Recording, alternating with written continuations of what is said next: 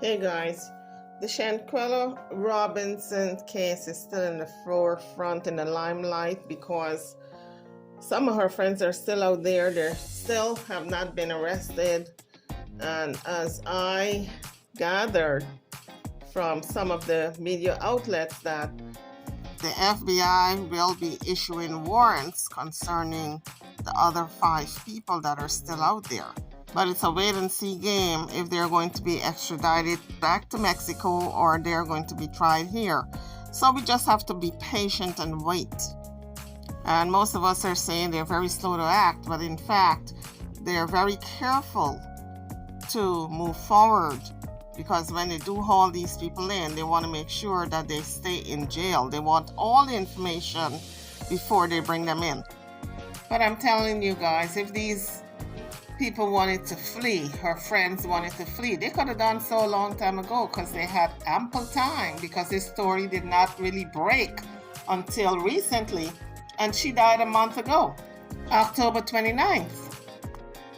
So when they came back to the US, some of them could have packed their bags and headed to some other country. So to put this story into perspective, I wanted to get a chronological order of events. So I pulled up the timeline of what happened from the time the beating started to her death. What we know so far is that Shanquella Robinson was 25 years old. She was a native of Charlotte, North Carolina. She traveled to a resort villa in San Jose del Cabo in Mexico with 6 friends. On October the 28th, she was dead a day later. We also know that law enforcement officials are calling this a femicide investigation, and it's on the way, and the FBI has opened up a parallel investigation stateside. The State Attorney General's office of Baja California Sur announced its investigation into Robinson's death as femicide. And femicide is the murder of a woman at the hands of a man on account of her gender. It is broadly classified as a hate crime, and it's dealt with more harsher than a lot of the other murders. And I think this is why social media believed initially that it was a transvestite who did the killing, because femicide is supposed to be a crime, a man perpetrating a violent crime on a woman. But I believe the charge of femicide is being used in this case because it carries a stiffer sentence than a regular murder charge in Mexico. And so they want to put a book at this individual. So the autopsy report came out on November the 4th, preceding the issuance of the death certificate. And the autopsy report found that Robinson died from severe injuries to her neck and spine. And this is all according to the Charlotte Observer and numerous other outlets that have reported this story. Her family members have said her body showed obvious signs of being beaten, and the injuries lined up with the video footage of the brutal beating. According to the North Carolina Observer, the doctor from the American Medical Center in Cabo left out the obvious physical injuries on her report. Whether that was by accident or deliberate, that will come out in court. So these details also raise questions about Robinson's death in terms of, did she die within 15 minutes of being injured, or was she alive an hour to 2 hours after the beating? Because the doctor was working on her nearly 3 hours. So was she showing signs of life at that point? So the police record showed Robinson was alive when medical help arrived, and a doctor from the local hospital was with Robinson and others in the house for close to 3 hours before she was pronounced dead.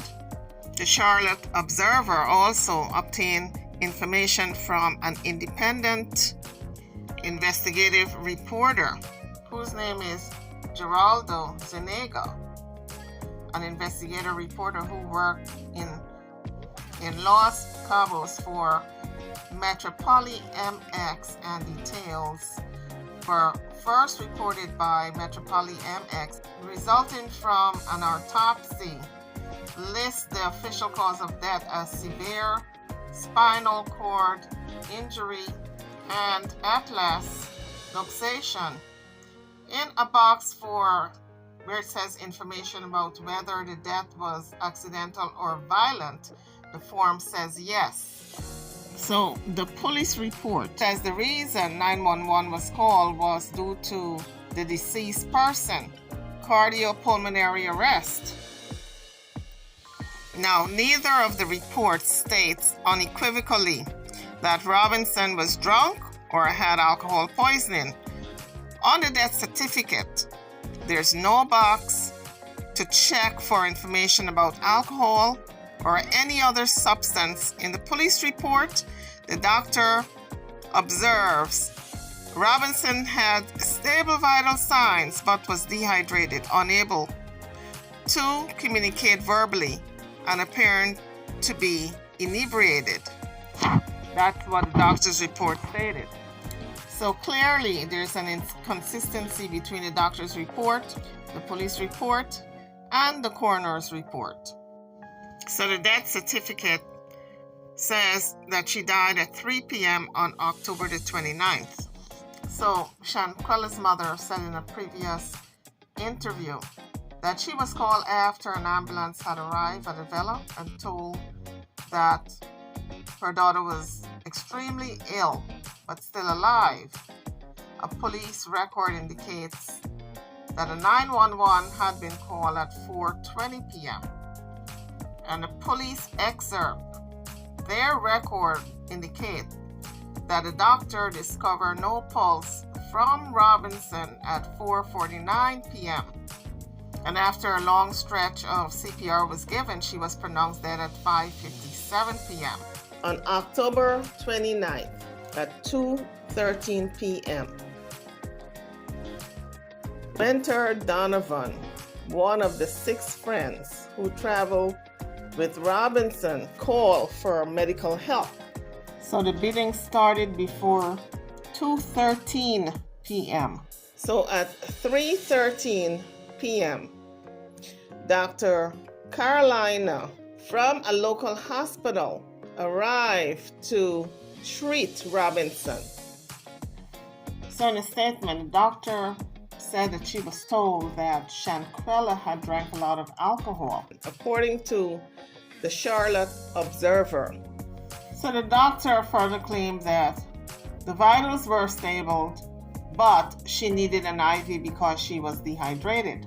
And also, she was unable to communicate verbally, and she appeared to be inebriated. The report by the doctor further stated that she told her friends that Shanquella needed to be transported to a hospital, and the friends insisted that she be treated right there at the villa. So that was the first request of trying to get her out of there.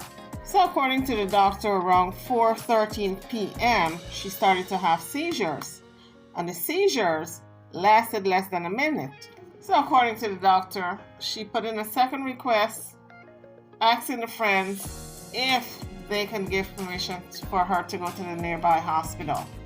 And here again, the friends said no. They insisted that she be treated right there at the villa. So at 4:45 p.m., Winter Donovan called 911 for an ambulance as the doctor continued with her CPR. At 5:25 p.m., 2 police officers arrived at the scene.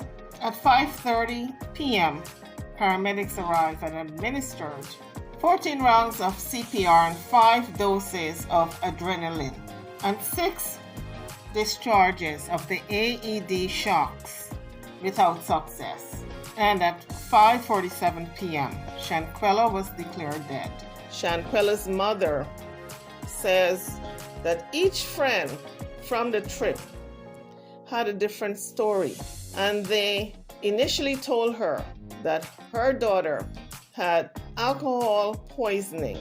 So the Robinsons family became suspicious of her friend's claims that she died of alcohol poisoning, when a Mexican autopsy report showed that her cause of death was severe spinal cord injury and atlas luxation, which is a broken neck. But I could not help but to think, what kind of force would require someone to break another person's neck in two places? If you're a female, you're not likely to break someone's neck just by punching them.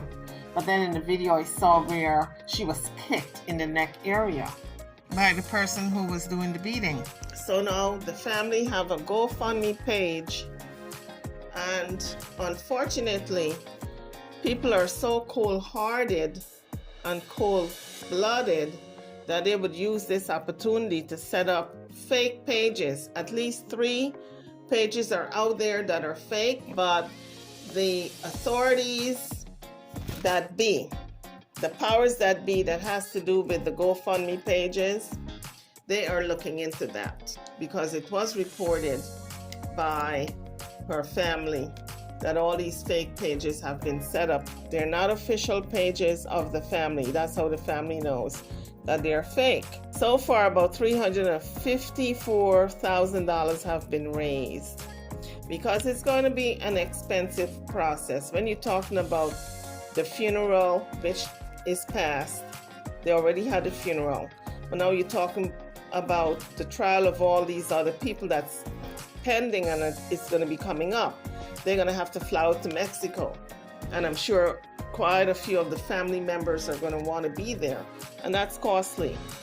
Staying in a hotel, a villa, food, etc., transportation, lawyer's fee, attorney's fee, flying the attorney out there to Mexico for the duration of the trial, as well as the parents and maybe some family members. That's costly. That's going to be money to prosecute this case, for this family to get lawyers, and these lawyers work by the hour.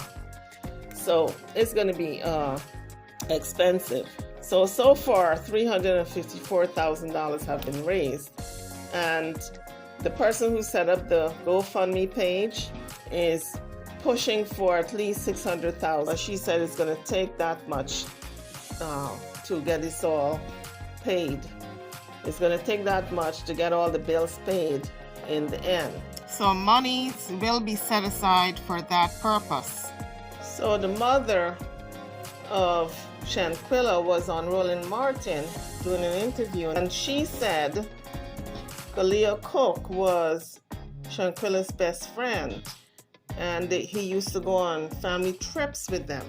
She also said that Kalia Cook stopped calling the family, because he was calling to, I guess, console them and to tell them that she died from alcohol poisoning, and he was sticking by his story. But when the autopsy report came back, where it found that she had a broken neck, he stopped calling. She haven't heard from him in about 2 to 3 weeks now. She also said that they all graduated from Wake Forest University, so they knew each other very well. These were her college buddies. And what was striking, however, was this young man, Khalil Cook, who actually took vacations with the family. So that's how close he was to this young woman and her family. And she considered him her best friend. So here's a little bit about what Shanquella's mother had to say. Informed you of this beforehand? Yes, they did, but they never told me who was being arrested, and they also I'm sure by now they told the mother who was arrested, but when they put that warrant out, they should have told the mother and the father who they were putting the warrant out on. The public should not have been the first to know, or to make a wild guess or assumption who was getting arrested. Mom and dad should have been aware first. You also have the FBI there in Charlotte. They're involved. And what's the latest that they have informed you in terms of their role in this case? Well, they're not telling a lot. They obviously don't want anything to get out. You know, they just keeping everything confidential. So they have not told me anything else. We've seen a number of different stories, again, folks talking about this case and your daughter. You've credited Black Twitter with actually making this possible in terms of the focus, because frankly, mainstream media has completely ignored this story, and it's really not gotten the attention of other people who have been involved in cases like this here. Folks have come up missing who have died overseas. Yes, that's so true. What would you like for folks to know about your daughter that folks don't know? Of course, people know her as a result of this here. But who was she? What was she going to college for?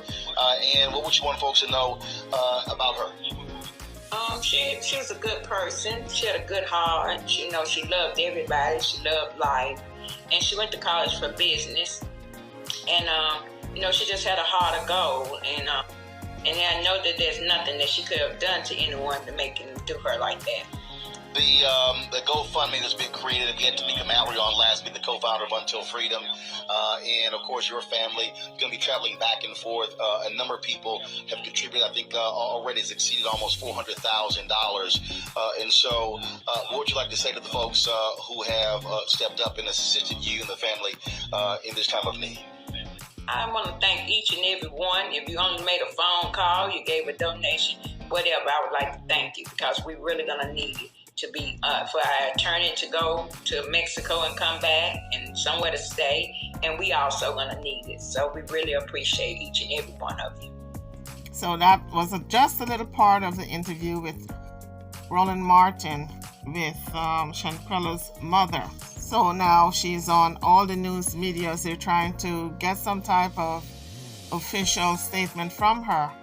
And I'm sure she's exhausted and overwhelmed with all the news attention right now, but very grateful that she is getting the attention, that her daughter is getting the attention that she well deserved, because it's been over a month and there was no attention. So I'm sure whatever attention she's getting now, she's grateful that at least her daughter's case is in the forefront, in the limelight, and all the news media are talking about it now. So guys, in the Black community, Black people by and large our deaths are not taken seriously.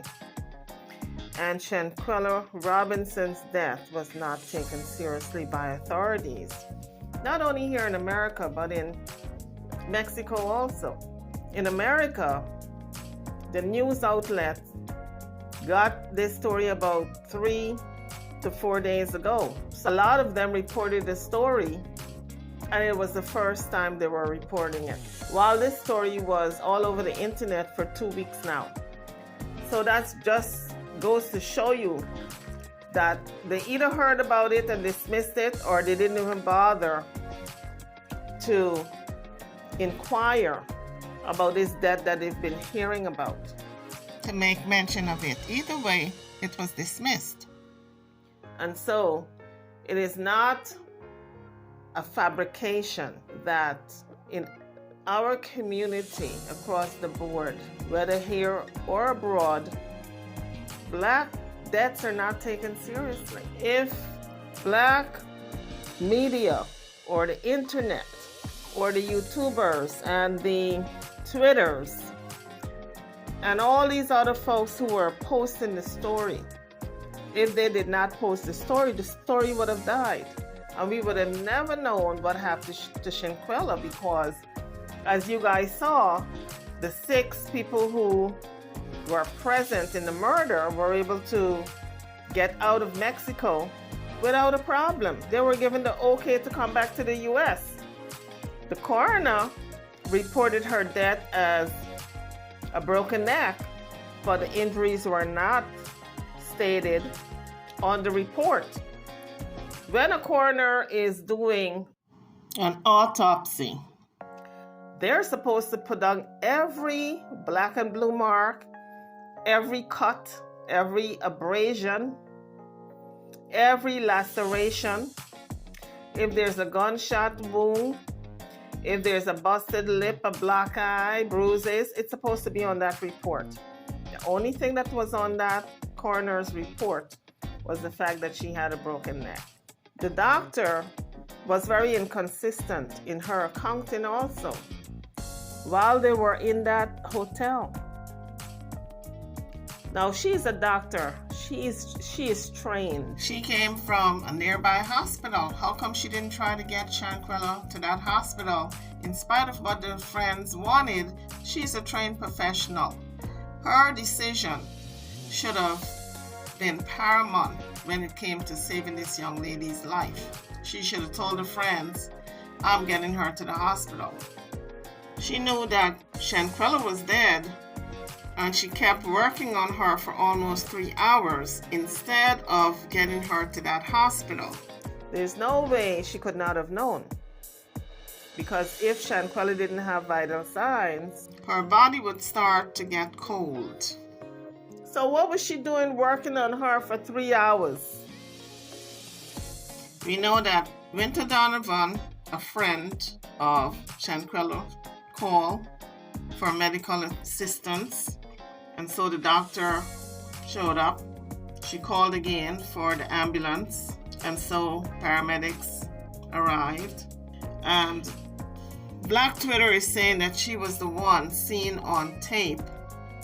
During the beating, she was trying to stop the fight.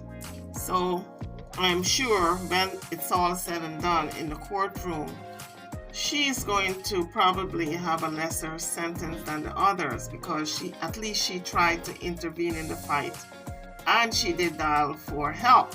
But there are a lot of inconsistencies, and like I said in my previous video, there were 2 police officers on the scene and nobody was arrested, although they saw all the bruising.